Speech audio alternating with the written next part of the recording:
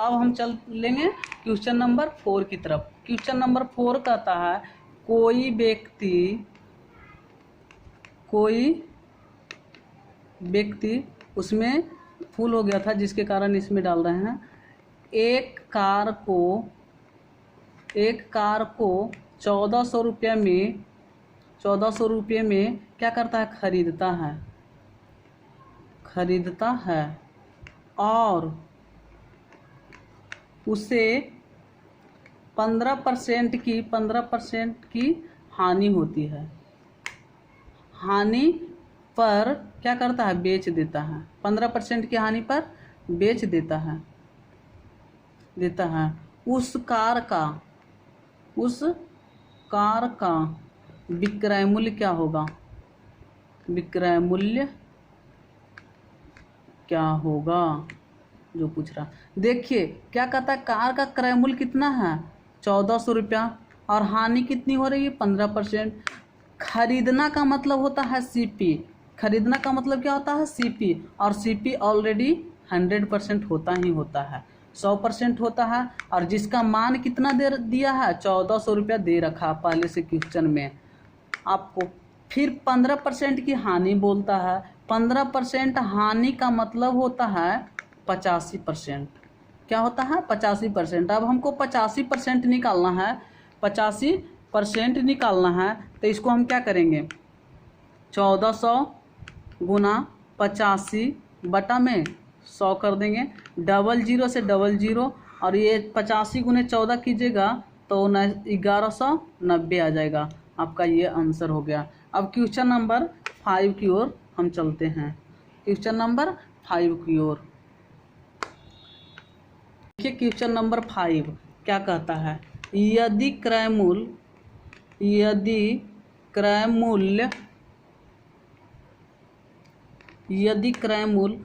रुपया है, ऊपरी ब्याज 20 रुपया है। ऊपरी व्यय का मतलब हुआ जो भाड़ा वगैरह खर्च होता है वो, और विक्रय मूल्य 120 रुपया है, 120 रुपया है। तो लाभ प्रतिशत क्या होगा। देखिए क्या कहा है क्वेश्चन में, कोई वस्तु है जिसका क्रय मूल्य कितना है, सीपी है 80 रुपया, और उस पर ऊपरी व्यय भी लगाते हैं कितना का 20 रुपये, मतलब भाड़ा भी किराया भी खर्चा करते हैं 20 रुपया। अब सीपी मेरा कितना हो गया, सीपी हो गया 100 रुपया, और इसको बेच रहे हैं एसपी कितना हो गया, इसको बेच रहे हैं कितना में तो 120 रुपया में, यानी एसपी कितना हो गया 120 रुपया हो गया।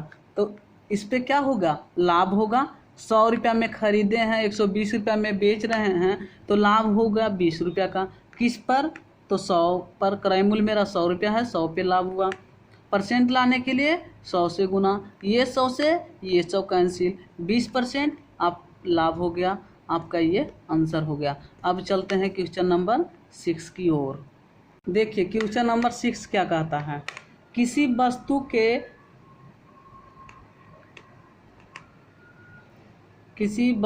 के लागत मूल्य पर क्वेश्चन दिखाओ ना, 20% का लाभ होता है। क्या होता है, लाभ होता है। विक्रय मूल्य पर लाभ का प्रतिशत क्या होगा, लाभ पर प्रतिशत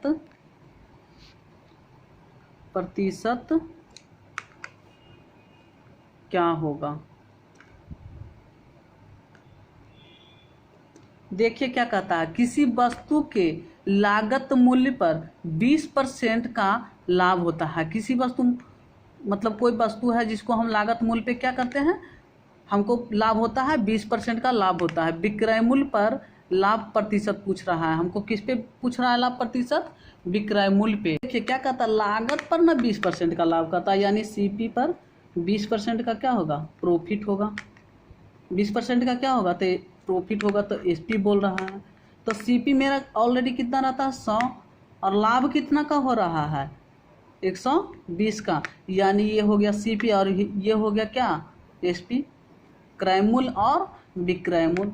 और लाभ कितना का हो रहा है 20% का, किस पर तो 120 पे, विक्रय मूल्य पे हो रहा है तो 120, और परसेंट में लाने के लिए क्या करेंगे 100 से गुना करेंगे, ये जीरो से ये जीरो, 6 दूनी 12, इसको डिवाइड करेंगे तो 100/6 आ जाएगा, और 100/6 को जब डिवाइड करेंगे तो आ जाएगा 50/3% मेरा आंसर आ जाएगा। अब क्वेश्चन नंबर 7 की तरफ चलते हैं। क्वेश्चन नंबर क्या करते हैं 7, देखिए क्वेश्चन नंबर 7 क्या कहता है। एक व्यक्ति किसी भूखंड को 3 बिचौलियों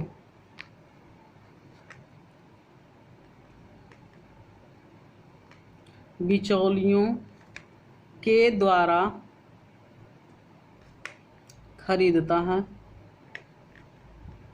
खरीदता है, जिसमें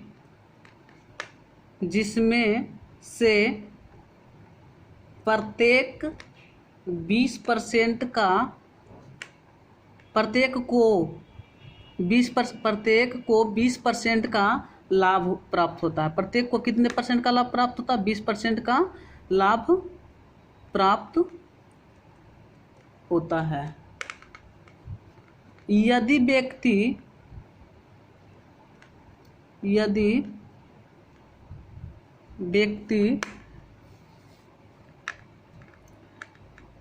व्यक्ति ने भूखंड को 3,45,600 रुपये में खरीदा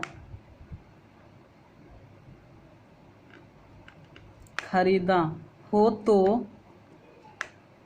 भूखंड का वास्तविक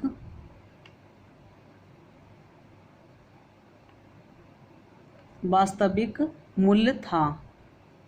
देखिए क्या कहता है, एक व्यक्ति किसी भूखंड को 3 बिचौलियों के द्वारा खरीदता है, मतलब 3 बिचौलियों जो होता है बीच में, बिचौलियों के द्वारा खरीदता है, जिसमें से प्रत्येक का 20% का लाभ होता है, जिसमें प्रत्येक के 20% का क्या होता है लाभ होता है। यदि व्यक्ति ने भूखंड को 3,45,600 रुपया में 3,45,600 रुपया में खरीदा हो तो भूखंड का वास्तविक मूल्य क्या होगा। भूखंड का क्या कहता है वास्तविक मूल्य क्या होगा। तो देखिए माना कि भूखंड का मूल्य क्या है 100 है, माना कि भूखंड का मूल्य क्या है 100 है, और 20% का लाभ हुआ, तीनों का 20% का लाभ हुआ है, तो 120/100 लाभ किस पर होगा क्रय मूल्य पर, और क्रय मूल्य हमेशा क्या होता है 100 होता है, इसलिए 120/100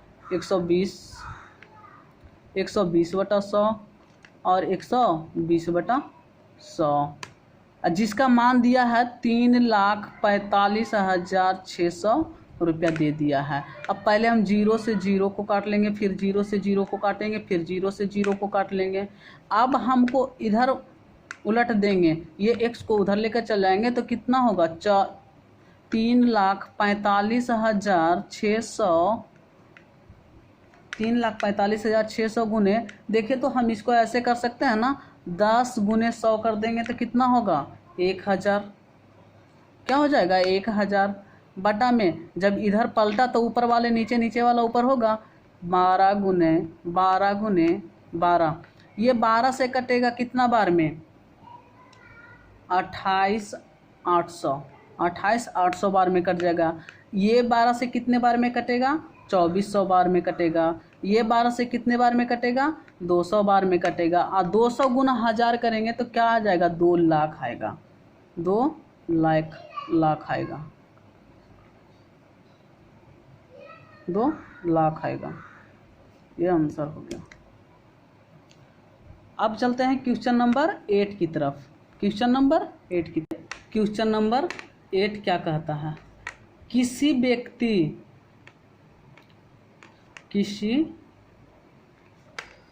व्यक्ति किसी व्यक्ति ने एक पुरानी मशीन खरीदा, पुरानी टाइप मशीन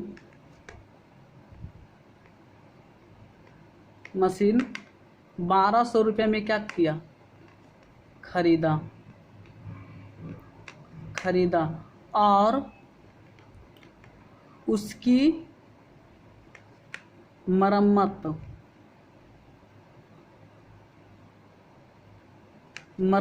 पर 200 रुपये व्यय किए।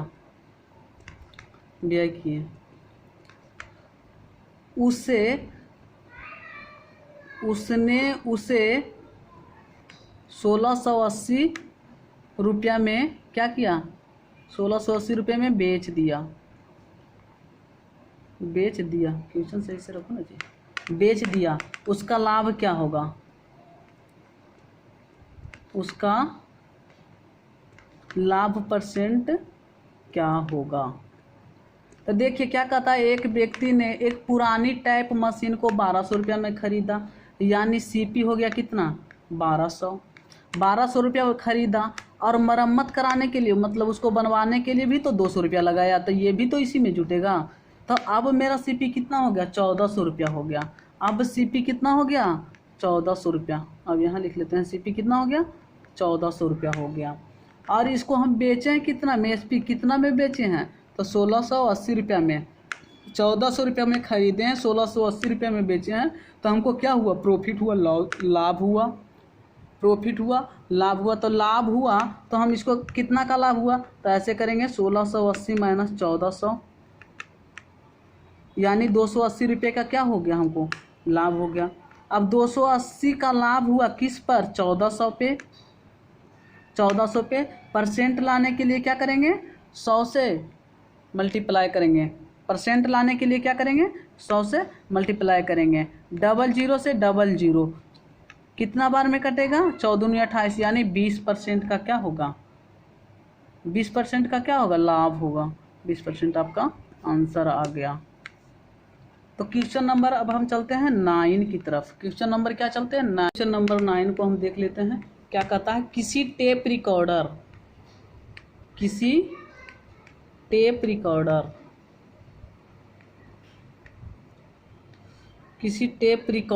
को, क्वेश्चन दिखाई दे रहा है ना, किसी टेप रिकॉर्डर को 950 रुपये में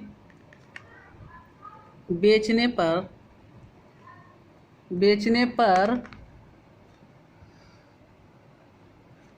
पर मुझे 5% की हानि होती, 5% की क्या होती है, हानि होती है।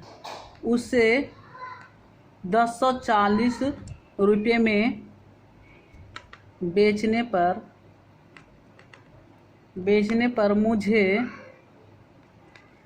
मुझे कितने परसेंट की प्रतिशत लाभ होगा। अब देखिए क्या कहता है, पहले क्वेश्चन को देखिए। किसी टेप रिकॉर्डर को 950 रुपये में हम क्या किए हैं, बेच दिए हैं, यानी एसपी मेरा क्या हो गया, 950 रुपये में हम बेचे हैं।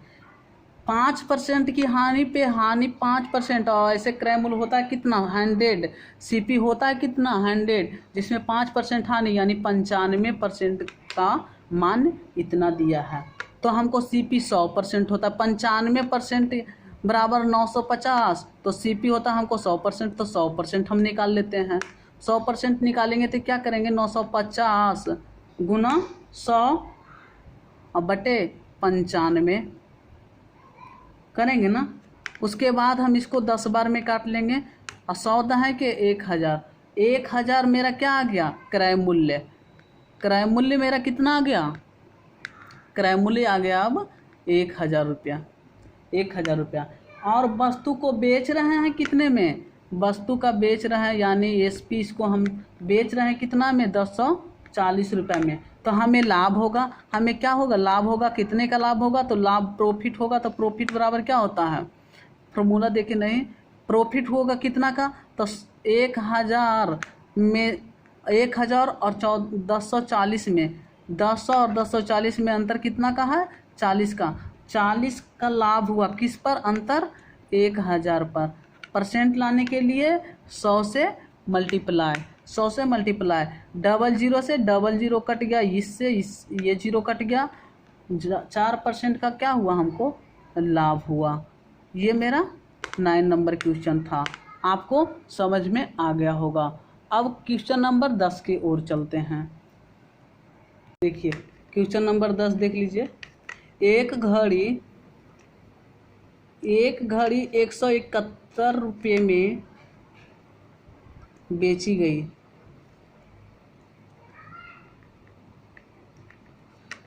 गई।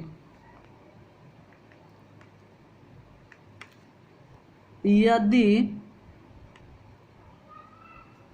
लाभ की प्रतिशतता संख्यात्मक